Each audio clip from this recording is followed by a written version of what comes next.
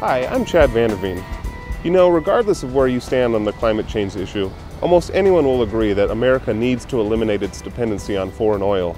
The problem is where to turn in our own country. That's why I'm here in Helena, Montana.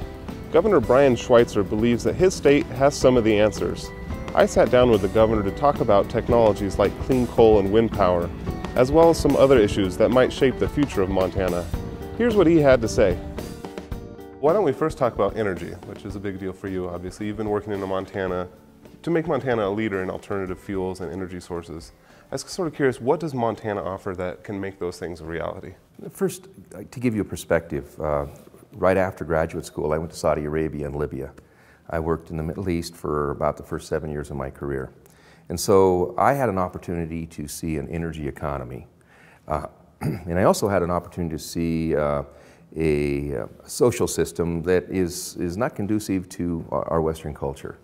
And so I know that the most important thing we can do in this country is to become energy independent. And that means all sources of energy. Now, I believe that CO2 is contributing to climate change.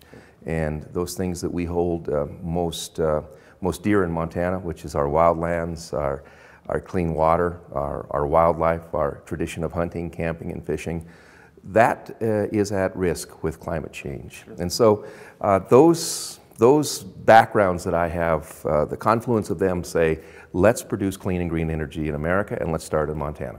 Montana has, according to recent studies, the second best wind energy resources in the country, some of the best on the planet.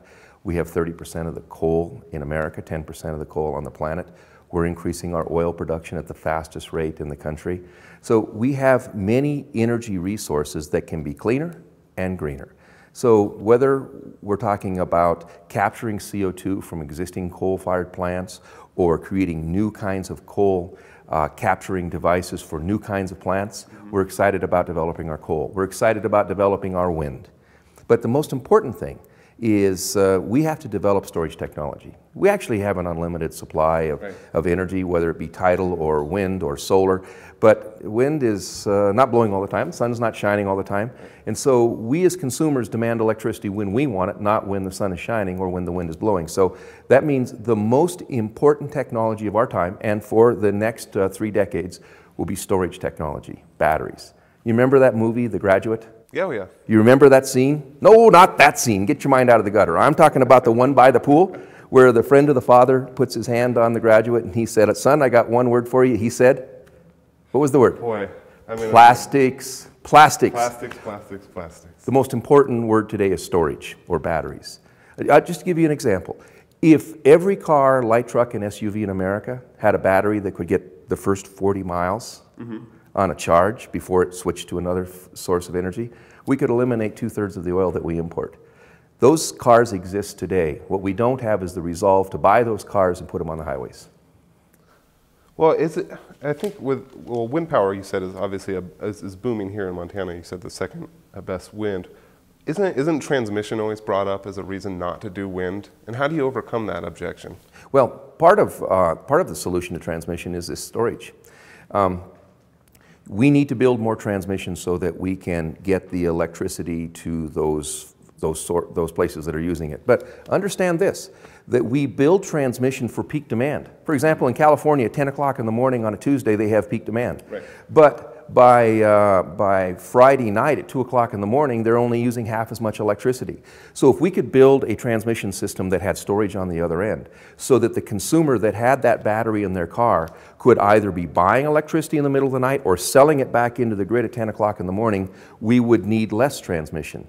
We do need to add to our transmission capacity, and that's why Montana has actually led the way for the entire world in cataloging our wildlife corridors in a digital way, so that when people are deciding where they're going to build their transmission lines, we already know where the antelope need to move, and where the elk need to move, and where the bear need to move, so that we build these transmission lines in such a way that we'll be able to maintain our high quality of wildlife and a transmission system to deliver Montana wind power to California cars.